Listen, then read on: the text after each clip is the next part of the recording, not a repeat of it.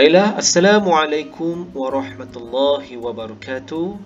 Alhamdulillah, selamat kembali kepada semua murid-murid tahun 1 ke kelas matematik tahun 1. Dan insya-Allah hari ini kita akan mempelajari tajuk panjang, jisim dan isi padu cecair.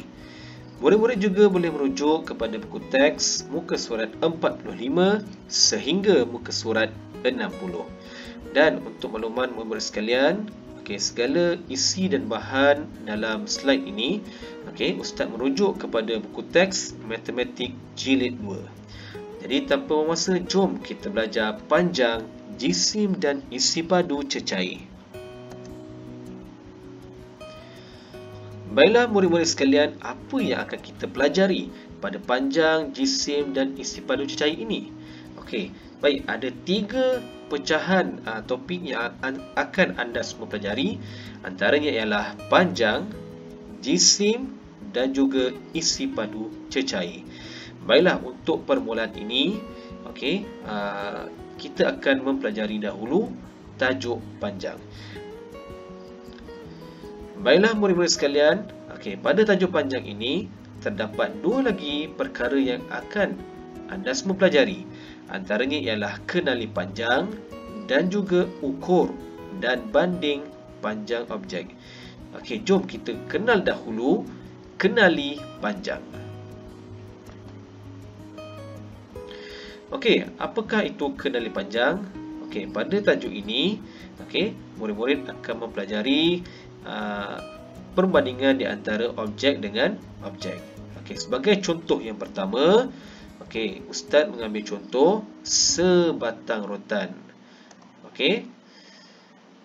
Sebatang rotan yang akan dibandingkan dengan sebatang rotan yang lain. Cuba murid-murid perhatikan. Cuba murid-murid lihat. Yang mana rotan yang panjang, yang mana rotan yang pendek.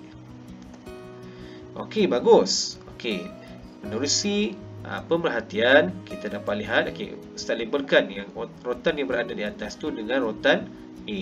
Rotan A panjang, manakala rotan yang berada di bawah ataupun Ustaz labelkan sebagai rotan B pendek. Rotan A panjang, rotan B pendek. Apa keperluan kita mengenal panjang dan pendek ni? Cuba tengok contoh yang seterusnya. Sebagai contoh, kita boleh menghasilkan sebuah layang-layang menerusi ilmu yang kita pelajari, iaitu panjang dan juga pendek. Sebagai contoh, kita perlukan satu rotan yang panjang dan satu rotan pendek untuk membuat layang-layang. Nak buat layang-layang ni kita kena ada ilmu juga. Kita kena tahu yang mana rotan yang panjang, yang mana rotan yang pendek, agar kita dapat hasilkan layang-layang yang boleh terbang tinggi.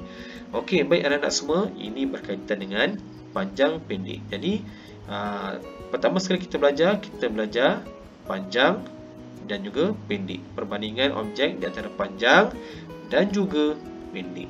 Yang kedua ialah Ustaz kongsikan kat sini sebuah gambar yang mana terdapat 2 batang pokok kelapa, yang mana setiap batang pokok kelapa ini berbeza ketinggiannya. Cuba anak-anak teka yang mana tinggi, yang mana rendah. Pandai. Pokok kelapa A. Ustaz labelkan pokok yang berada di sebelah kiri, iaitu pokok kelapa A tinggi dan pokok kelapa B rendah. Bagaimana kita dapat mengetahui pokok-pokok ini ada yang tinggi, ada yang rendah?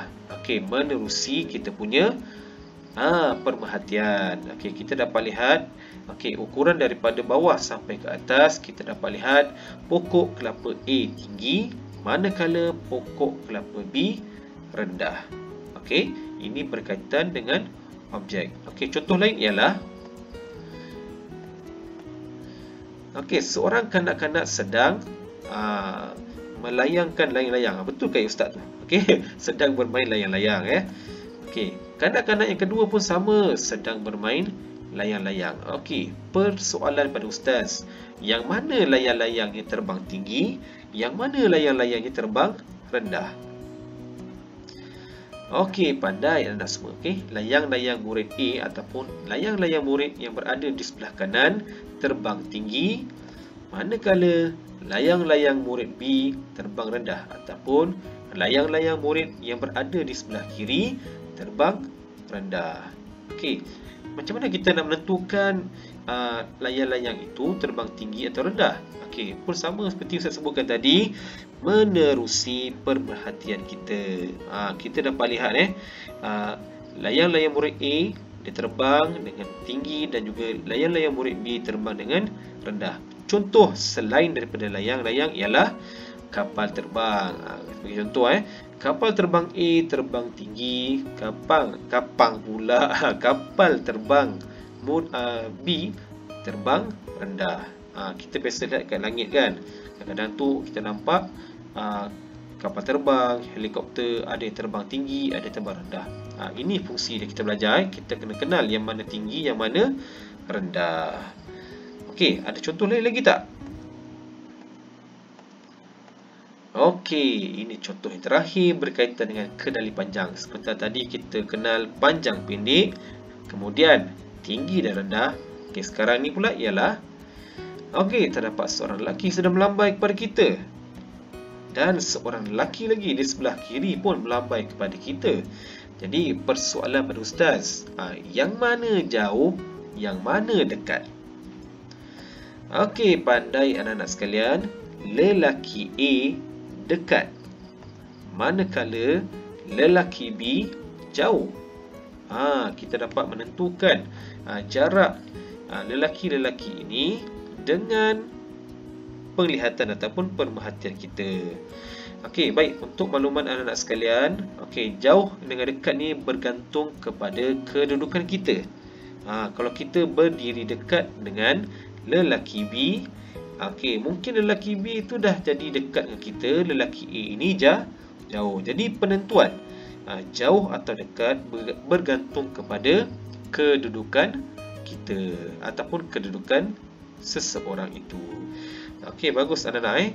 Terima kasih kerana beri perhatian dengan baik. Jadi seperti tadi kita telah belajar panjang, pendek, tinggi, rendah, jauh dan juga dekat.